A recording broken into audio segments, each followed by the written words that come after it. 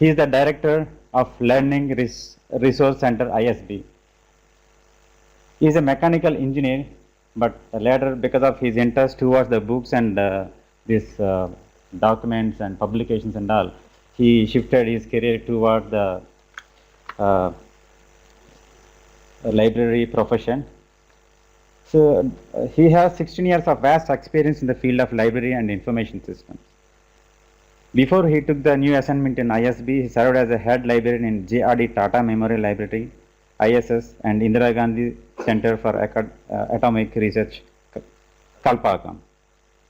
Before his library experience, he has 22 years of experience as a head for Material Technology Section, Indira Gandhi Center for Atomic Research, Kalpakkam. So with this introduction, I request Dr. Venkadesan to give his talk on the state of open access, a report.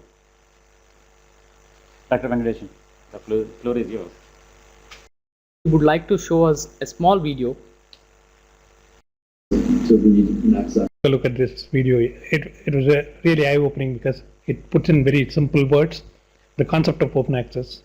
Particularly, I've been to some of the conferences on open access, which generally gets attended only by library people. But I'm quite happy to see a quite large number of scientists turn out here, because you are the people who are the main stakeholders in the open access. So I think it's a great opportunity for me to address you today. And I just thought that instead of giving a long boring lecture on what open access is and how it is done and so on, I thought I would just go through a small history of the open access and also what is the status of the open access. And the whole thing started about 20 years back when the scientist, cognitive scientist Stephen Harnad, he posted his proposal calling on researchers to make their papers open on the web. And this led also to, at some time, the Soros Foundation invited a set of people to Budapest for a Budapest Open Access Initiative, and where the term open access itself was coined. Making open access a reality today, it's still not completely done. Like Dr. Gowda said, we are still progressing and we are not yet there. I don't want you to read the whole thing. It's a Budapest Open Access Initiative. The entire thing is there. But what is important is the old tradition and new technology convergence which happened, which led to this open access. Old tradition was all scientists to publish, make their work known to others, other fellow scientists. And the new technology was the internet. So the combination of these two led to the natural evolution of this open access. And what happened is the literature that should be freely available, accessible online, is that because you end up, you have to make a payment, and countries which are not affordable to pay the high cost of the journal, the scientists there, they suffer from that because they don't get access to the journal. Or even if they get access, there is a huge amount of delay. I'm sure you as a scientist would always write to any other fellow scientist asking for a reprint, it will reach you. But it doesn't reach you immediately, it takes time. So in order to overcome this kind of barrier in time, open access movement came into being. And as Shiva and few told, I just want to reiterate, it can be done in two ways. One is self-archiving, that is your preprint of the journal or postprint of the journal, depending on where you are published, can be held in your local archive, institutional repository, or in public archives.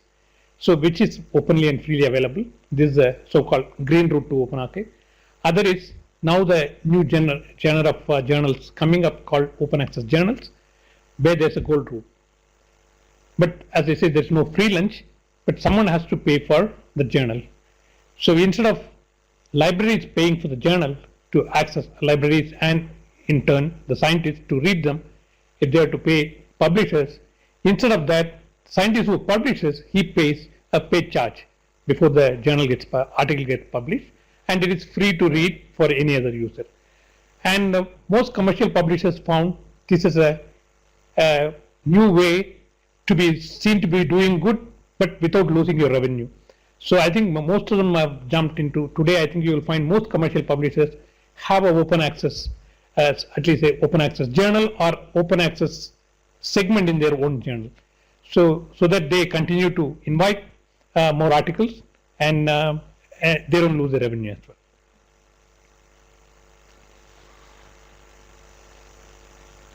I just wanted to read through the set of people who were there in the first Budapest thing, and primarily that Stephen Harnett, who thought about the idea, and the person next we are talking about is Peter Suber. He's the person who coined the word open access, and it was so fitting that in this year, one other blogger, Richard Pointer, he made a compilation of talking to people who were associated with open access and asking them to ask them 10 questions, primarily about what is the status today of the open access movement itself, and what better person to answer these things than Peter Suber himself. So what I'm today trying to do is to share with you the views of Peter Suber on what he thinks is happening to this open access thing. And just to give a introduction to Peter Suber, he's a philosopher, jurist, and a one-time stand-up comedian. He was a small group of people who was invited to by the Soros Foundation for the Budapest Convention, and it was him who drafted the definition of open access. It was also he who chose to make the biggest sacrifice in his career, because he gave up a tenured professorship to work full-time on this open access movement. Luckily, his efforts have been recognized by other universities. He has been appointed as in Harvard.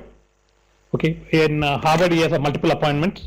He has a fellowship at the University of Bentley Center for Internet and Society in 2011. Also, he became a director of the Harvard Open Access Project. And currently he is also a new director of the Harvard Office of Scholarly Communication. Recently he has taken over there. He is the author of a definitive book called Open Access. And nicely, this book is also in open access. So you can go read the entire book.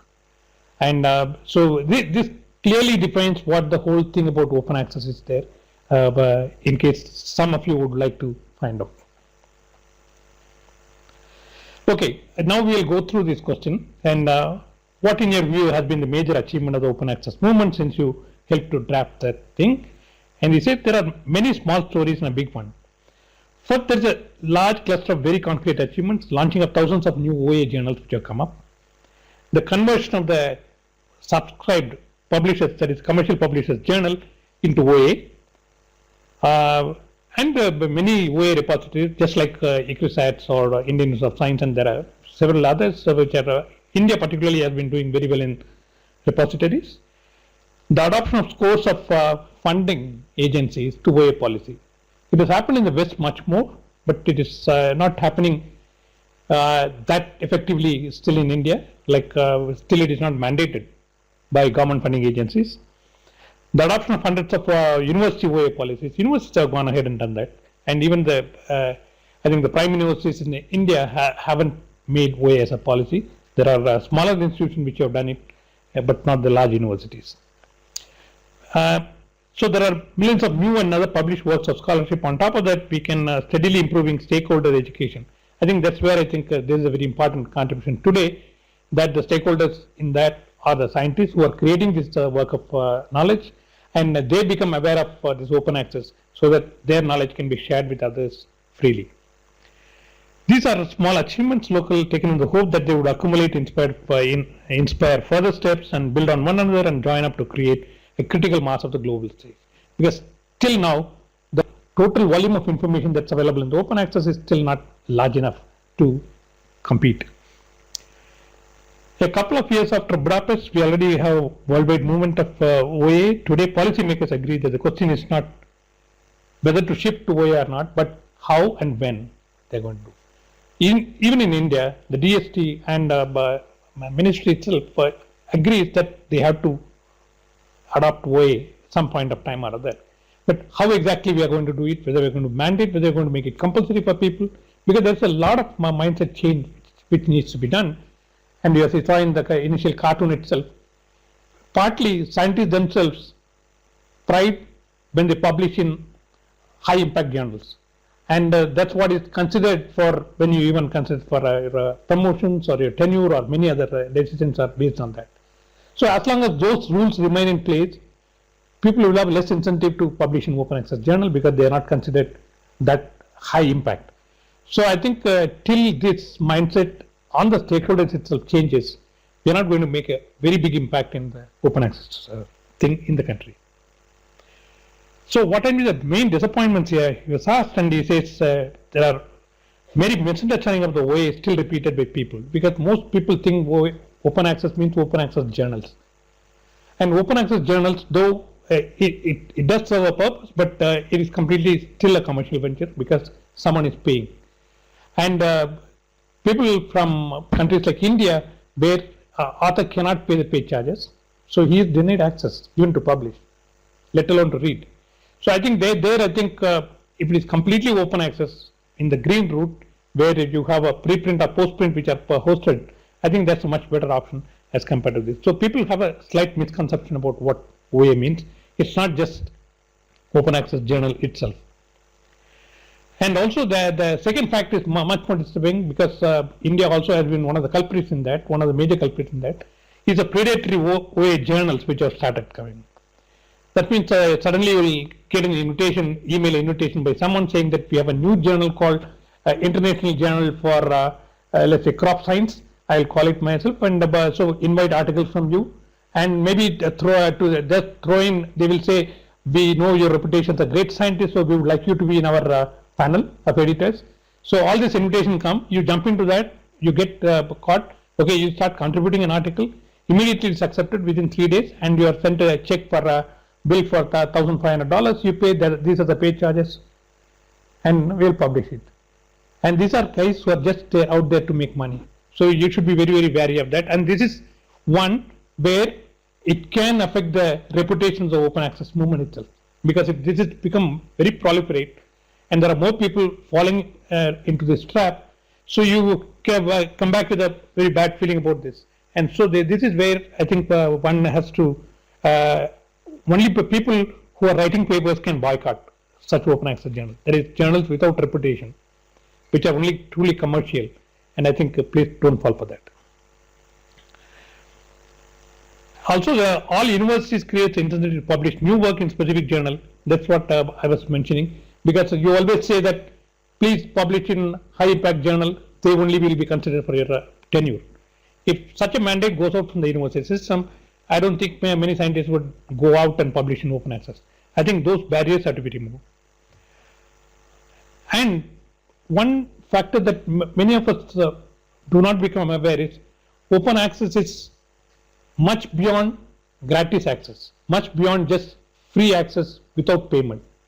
It also means the work is open for adoption, open for reproduction, open for redistribution. So there is no copyright attached to it. Truly open work has no copyright. So I think that aspect has also to be seen. How many of us are willing to give away the copyright of our work? And that is what is another disappointment. Still there are not many works which have gone the so-called libre, where it is entirely completely free to be used and redistributed. So green and gold, as I already I think I mentioned, that each have a role to play, because now the large bulk of the volume is coming from the open access journal by the publishers, and commercial publishers as well as societies have come up with lots of open access things. And there are hybrid journals where part of the journal articles are open access, they are author paid, and those articles are available for free. Like Springer has some journals where there are part of the articles can be seen, and there are journals which are completely open access.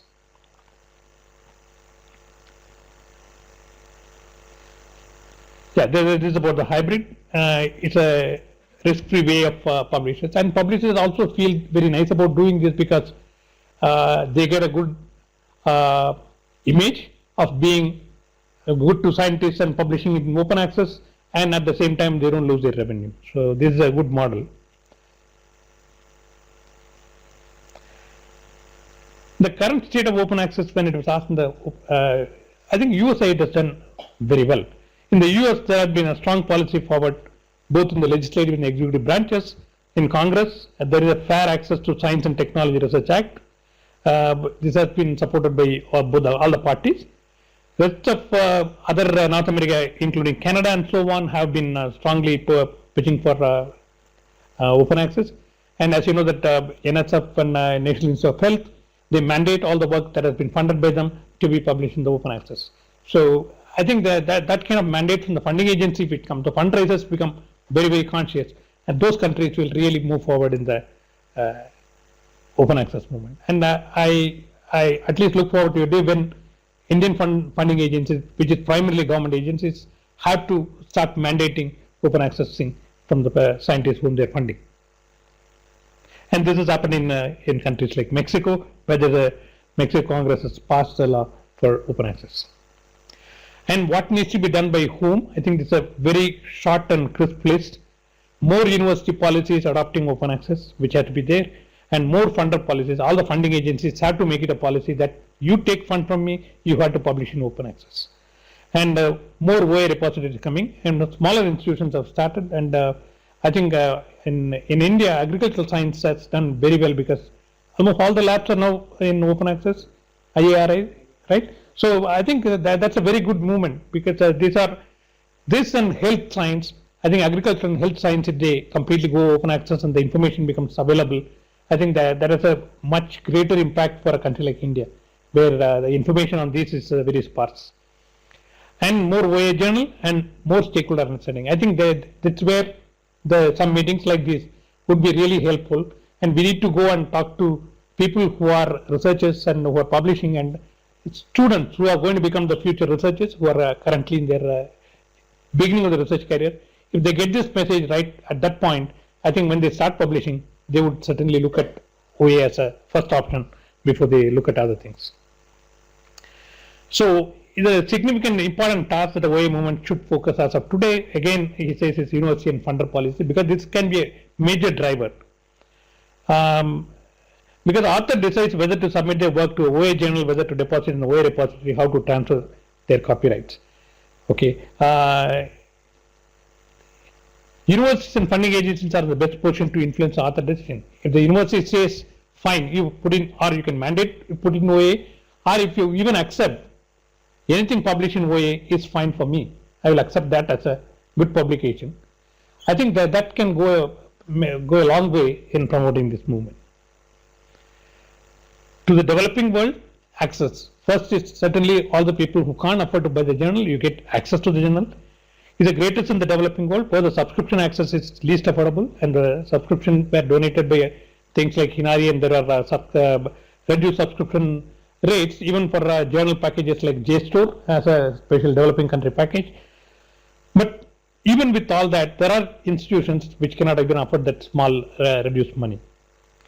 So price access is stratified, and so it leads to unequal access. So you will find maybe a university in let's say Bihar or Uttar Pradesh may not be able to afford any journal at all, whereas you would have a richer university somewhere in the southern part of the country or in Delhi which can afford all kinds of journals. So you create an imbalance in the access to information to the same research community.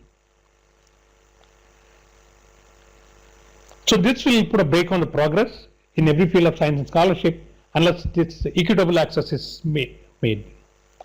So in 2013, what is expected, because as I earlier mentioned, there are many agencies, including EU, has come out in favor of open access. There are policies in place, and there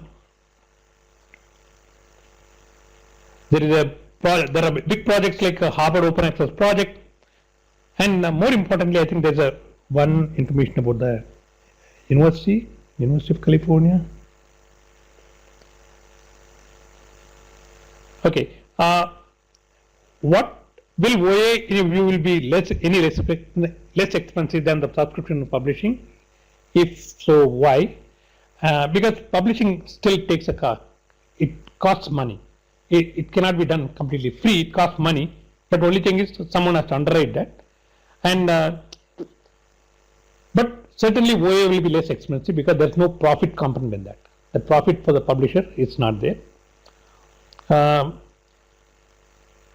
It will dispense with the subscription management because generally when you have a print journal or even an e-journal, publishers do spend a lot of money on their marketing and the sales and distribution, promotion and many of those things, whereas OA journal don't have to, because the very fact that they are free will sell themselves. And because they have restrictions in place, they have other paid content, so they need to put in many other mechanisms like restricted login, and you need to have IP authentication mechanism for IP and so on. So all those also cost money. OA could be the least expensive as a subscription publishing if it is implemented early. But the cost actually doesn't matter, because what you are looking for is equitable distribution of information. So if it is going to cost you a little bit, maybe that be it. So I just want to close summarizing many of these things. OA is really inevitable. A number of developments in 2013 in several countries are pointing to the direction. June, an agreement was reached in Europe on the details of which EU funds will be make OA mandatory. And G8 group of ministers also joint endorsement for the need of OA. Many funders in countries like Belgium, Denmark, Ireland, Australia are all going in for support of OA. The recent news in August was University of California, one of the most preeminent research university system, has adopted open access policy. This will require all the future research published by faculty of all their 10 campuses of University of California to be made available to the public at no charge. The policy affects 8,000 of their scientists who have more than something like 40,000 publications a year. So that much is going to come out into the public domain. So as of the writing, one subject, universities have adopted the green option. That is, more universities going into the repositories. I think that itself is a very good move to start with. I think more and more universities in India as well have to come into the fold. But countries have taken different options. UK, for example, opts for the gold route because they have lots of pressure from the publishers not to completely accept the green option, particularly the post-print to be hosted. So publishers are resisting, which leads to going for the OA as a kind of a compromise. UK has agreed for that, but which is opposed by OA community by and large. Developing worlds are adopting their own distinct approach to OA, and particularly India, which is doing things on OA, which is being watched by the rest of the world with great interest. But still, the blight which has come in as the spurious OA journals which are there, which are a big cause of worry. And unless these are nipped in the bud, and if you are able to have some kind of mechanism to stop proliferation of such journals, I think we will have a serious implication to the reputation of the OA itself. Okay, with this I will close here, and thank you for just listening. I hope if you have a few converts to OA by this talk, I'll be more than happy. Thank you.